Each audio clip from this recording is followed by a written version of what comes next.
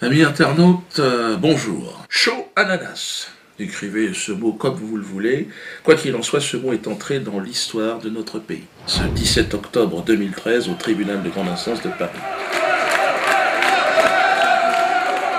Oh, c'est pas l'affaire Dreyfus quand même. Se sont écriés entre miaulements de vieilles chattes en rut et ignobles pleurnichards les associations des commerçants de la mémoire. Qui s'était, vous savez, porté partie civile. J'avais toute la fine équipe au cul. Eh bien si, messieurs, dames, si, et bien plus encore que cette insignifiante affaire Dreyfus, l'affaire Choananas sonne le glas de tout un système. Dans le hall du palais de justice de la République française, l'hymne de la nation s'est opposé à l'hymne des forces d'occupation. Moment historique.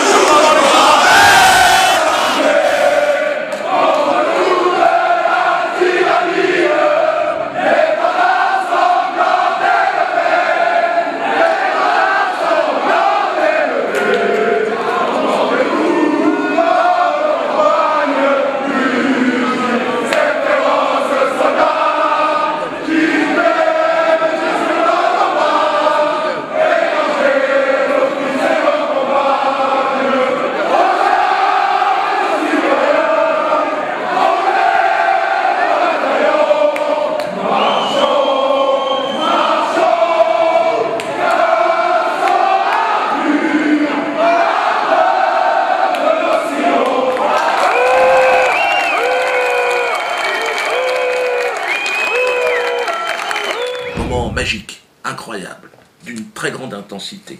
La Marseillaise réunissant les Français de toute obédience face au fascisme juif israélien. Extraordinaire, extraordinaire. Un moment historique. D'ailleurs, les gendarmes eux-mêmes ont été transportés par l'hymne national, l'hymne de leur pays, de leur patrie, et quelques ananas en plus. Dans un élan patriotique, ils ont repoussé les rongeurs hors du palais.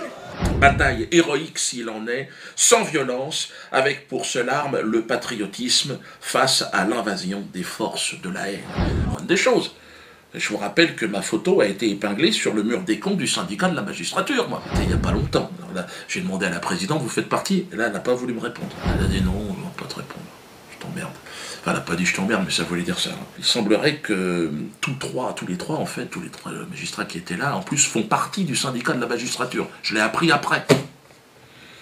J'ai donc été jugé par des gens qui faisaient partie du syndicat qui m'a identifié comme étant un connard.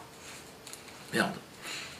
En termes de neutralité et d'impartialité, je suis dans la merde. Quelques grands moments tout de même lorsque Jackie, mon fidèle régisseur, a témoigné.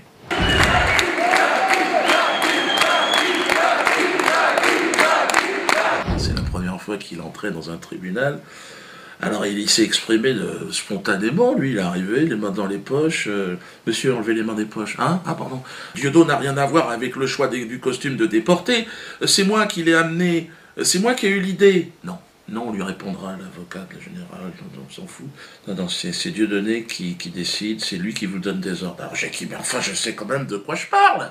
C'est moi qui ai cousu, c'est moi qui ai acheté le pyjama, c'est moi qui ai cousu. Non, il va ferme-la, tais-toi. Jackie va dire, Dieudonné m'a simplement donné des conseils chorégraphiques, d'ailleurs on le voit dans la vidéo. Dans le rythme. Fais gaffe, quand tu fais ça, Jackie, plus dans le rythme après. C'est moi qui ai essayé de faire la chorégraphie, c'est vrai. Mais bon, c'était pas très convaincant d'ailleurs. Mais alors l'avocat général lui dit, non monsieur Sigaud, Dieudonné Mbala est responsable, il est coupable. C'est dans ses gènes. Tout comme mes témoins d'ailleurs. Le procureur, enfin, l'avocat général, ils ont refusé l'extraction de mes témoins. Carlos, qui était co-auteur de Choananas. Donc lui, il a quand même le droit de venir, on a besoin de son témoignage. En première instance, on me l'avait refusé. En deuxième instance, on me reparait, on refuse. Non, tu l'auras pas.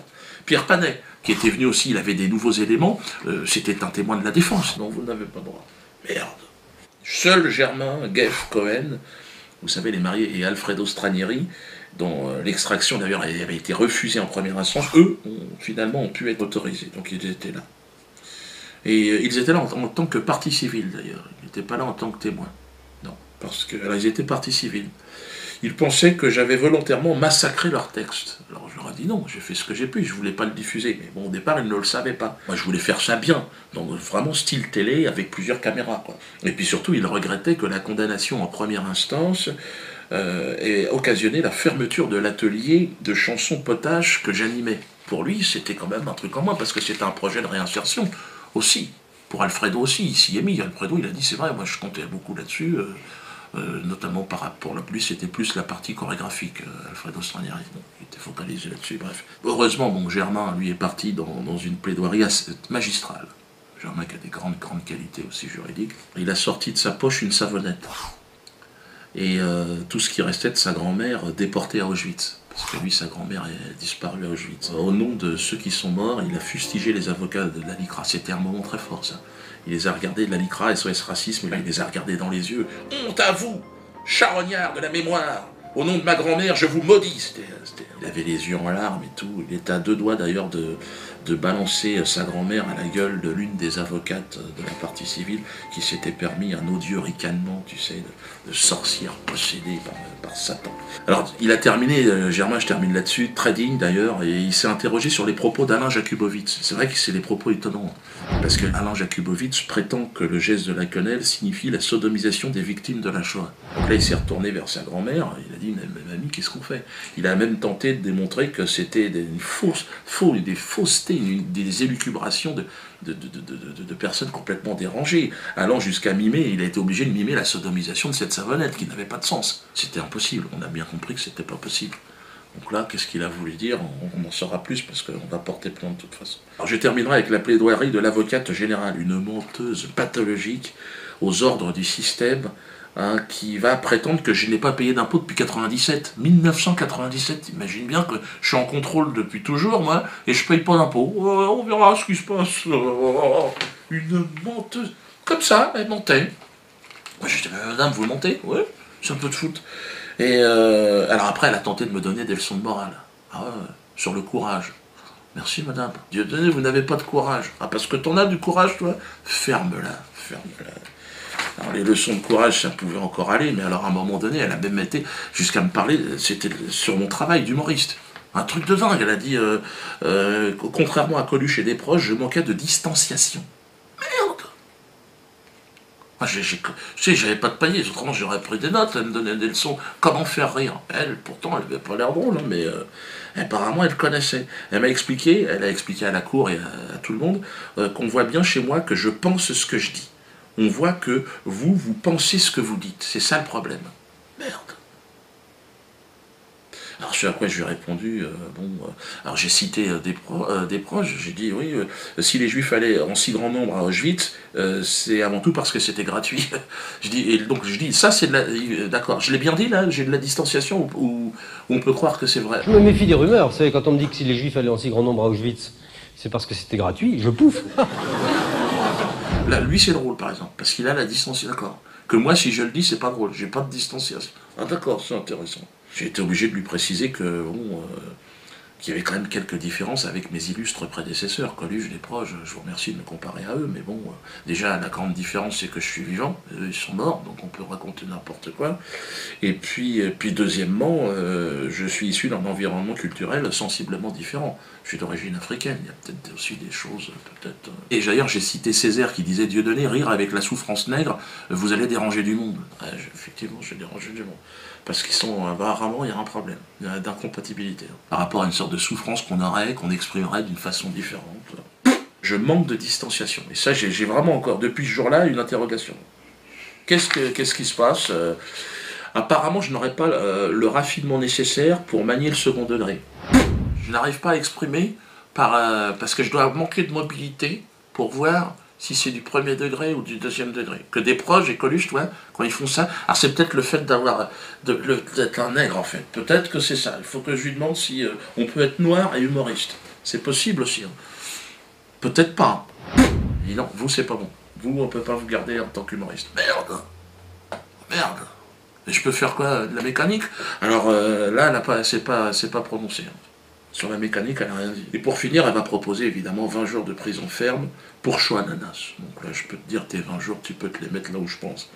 Et si j'étais condamné, bien sûr, j'irai en prison. D'ailleurs, il y a pas mal de gens qui m'attendent. Là-bas, je sais que j'ai un certain public. Mais je tiens à vous dire que si je vais en prison pour choix ananas, il faut réfléchir à ce qui va se passer après. Parce que là, je suis déjà motivé, mais là, après 20 jours de prison pour un sketch, ah, là, parce que je pense que l'histoire de la Révolution n'a jamais fait l'économie de quelques jours de prison. Il n'y a jamais eu de révolution sans hommes emprisonnés.